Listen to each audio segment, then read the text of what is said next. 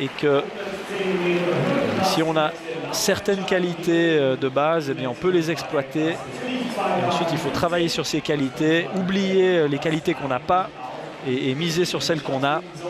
Et ça, c'est des leçons que nous donnent souvent les sportifs qui ont des physiques atypiques. On a aussi vu des basketteurs qui étaient très petits et qui se sont imposés au plus haut niveau en NBA.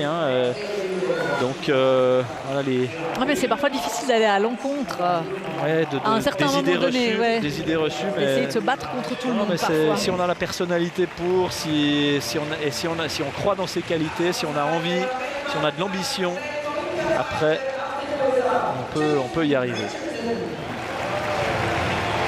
Le 110 mètres haies avec 5 hommes de la finale de Pékin qui sont là, dont les 3 Français qui ont terminé tous 3 au pied du podium. Darien Garfield, lui a terminé 8e et dernier. Orlando Ortega, lui, n'était pas à Pékin. Mais alors du coup, là, lui, il va être l'homme à suivre ce soir. Justement, c'est ce que j'allais vous dire. Orlando Ortega, ça peut être très intéressant. Mais Choubenkov, lui, en général, il se rate pas. Et il est tout sourire. Il étrenne ce soir son titre mondial. Sergei Choubenkov, l'homme qui répond toujours présent dans les grands rendez-vous. 2 fois champion d'Europe et désormais champion du monde. Pascal Martino-Lagarde, toujours à la recherche d'un premier grand titre. Il n'a terminé que 4e à Pékin. Et il est actuellement 3e de la Ligue de Diamant. Une Ligue de Diamant qui est emmenée pour le moment par David Oliver, que voici. 7e seulement à Pékin, qui a complètement manqué sa finale. Il a tapé dans la première haie et ensuite ça s'est très mal passé pour lui. Depuis 2006, David Oliver, il a toujours été ici au rendez-vous de Zurich, où il s'est d'ailleurs imposé en 2010 et en 2013. Dimitri Bascou, le 3e des Français, qui était 5e à Pékin, au couloir 8. Et on terminera avec Thomas Miquel de Trinidad et Tobago au couloir 9.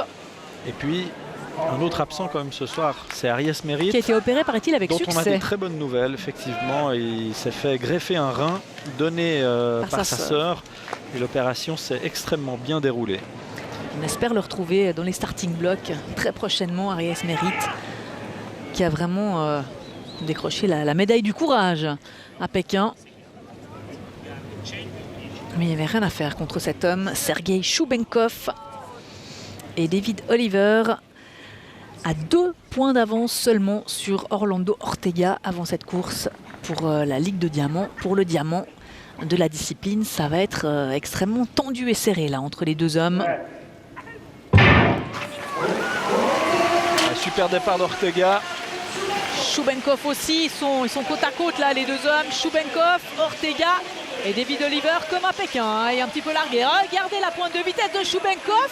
Et à mon avis, Oliver, il a dû juste passer devant Ortega, ou alors ça s'est joué à rien du tout. Je pense qu'il va falloir attendre la photo finish, mais ça va arriver très parce vite. Que on va voir les... du classement des 2 hommes va dépendre le diamant. Effectivement, on accorde la victoire à Choubenkov, ça c'est logique, et on nous met photo finish entre Ortega et Oliver. Suspense pour le diamant. 13-14 le chrono de Choubenkov. Les chronométreurs là qui sont aussi un petit peu sous pression là du coup, parce qu'il faut pas se gourer. C'est David Oliver. C'est David Oliver qui réussit à préserver son diamant. Effectivement, mais les 2 hommes dans le même temps, Oliver et Ortega. Donc ils ont été départagés au millième.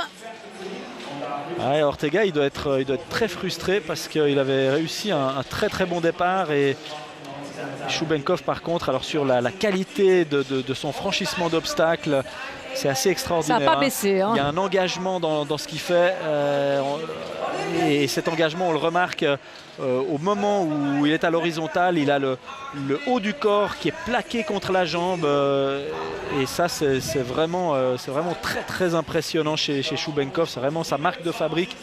Très gros engagement sur la... Et David Oliver a bien failli tout perdre aujourd'hui. Il n'a pas été très heureux à Pékin. Mais alors, coup de chapeau à Choubenkov. Là, c'est un champion du monde qui a parfaitement assumé.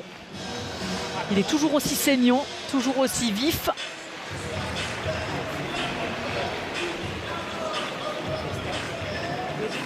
très belle sortie de Sergei Choubenkov.